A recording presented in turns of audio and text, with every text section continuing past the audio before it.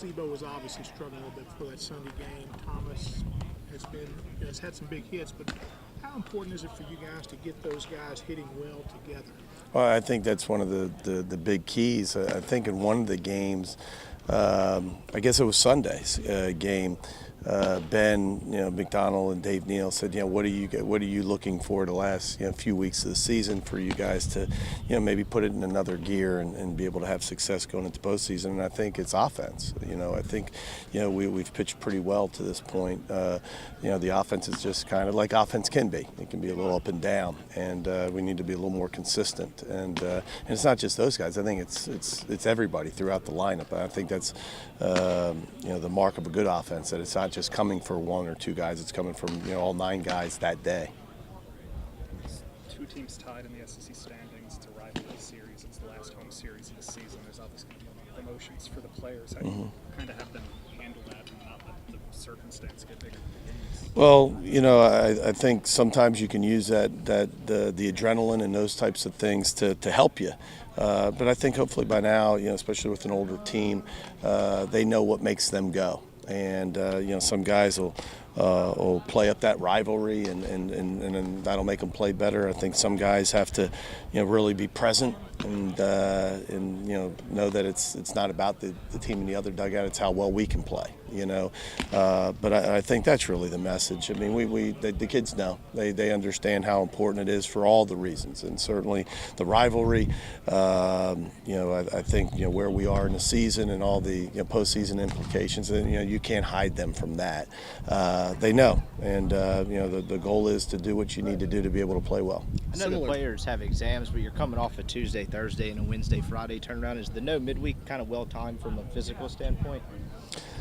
I don't know. I don't know if it, necessarily, we're not that banged up or anything like that. I think, when you say physically, do they get more beat up in the finals, and cramming and studying, and I don't know. We usually play well this week, so maybe you're right. Maybe it is a good thing. What's the message to the freshmen specifically? I mean, the young arms that you guys are going to rely on a lot that haven't been in this situation before. Well, I think as we get closer to the weekend, we'll talk about the rivalry and what it's meant and what it's meant to both schools and how important it is, because I think one of the things that you realize is you got a lot of kids on your team that aren't from Mississippi. And a couple guys that all 3 starters aren't from Mississippi, and but of course Will's been here and been part of it, and the other guys, they know. It's we're in that era and of social media, and they've seen it from afar, and they've seen it here in football season and basketball season. So I don't think it's a surprise to any of them. That we'll probably have close to 35,000 people here for a three-game series. You mentioned Will. You've gotten linked out of him recently, but I think it's 11 or 12 earned in his last 3 games. Has there been anything differently that he's doing? No, I don't, and that's really not that bad in our league. Let's talk a little bit about how some of the veterans on this team maybe haven't had that much success against State. What is tough about this matchup? They're a great team.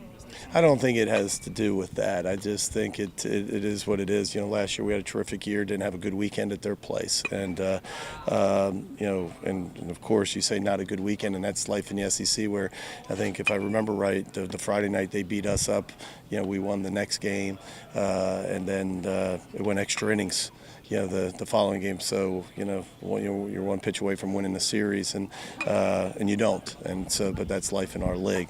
But I think it's that has less to do than with people trying to make a.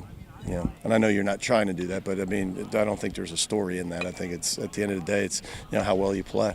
Did you know much about Chris Lamonis before he was hired there? Yeah, Chris, worked, for Dan at Louisville, and prior to that, he was at the Citadel. And so, remember, Dan McDonald coached with him at the Citadel. He's like Dan McDonald's best friend. He was, I think, best man in his wedding. And Kyle Bunn played at the Citadel. So, I'd known him from a distance. I mean, we were friends, but not because of anything. Because we had 2 guys, that I knew that either coached with him or played with him, and so over the years, you'd see him at the convention and other places. And of course, Kyle Bunn worked for him last year at Indiana. So yeah, I've known him now for 19 years, I guess. How much do you talk about with the kids' RPI rankings, the possibility of maybe hosting another series, especially for those seniors? 0. Zero. I was asked the other day about being in the conversation. I said, "No, that's your conversation. It's really not our conversation." They know. I mean, I'm not so naive to think that they don't read the stuff that you write and to follow the internet and understand all the projections. But hopefully inside the program, they've learned enough through the years. Those are the things that you don't control. That's great for fans, and I don't mean to say it sarcastically. I think it's great, and one of the reasons that college baseball's grown so much is that fans really know. They understand what it takes to get the postseason or host or to do those types of things.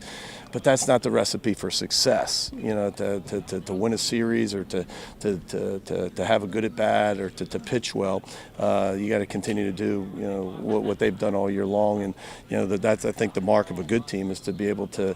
It sounds boring. I know it's hard for you guys to get stories out of that, but it's really the truth. Is if you're good enough, which this team is, can you just play well? Can you do what you need to do to play well and be present and not get caught up in all of that? Because we don't control that. All we control is can we make a good pitch and can we get a quality at bat? Thanks, Coach. All right, guys.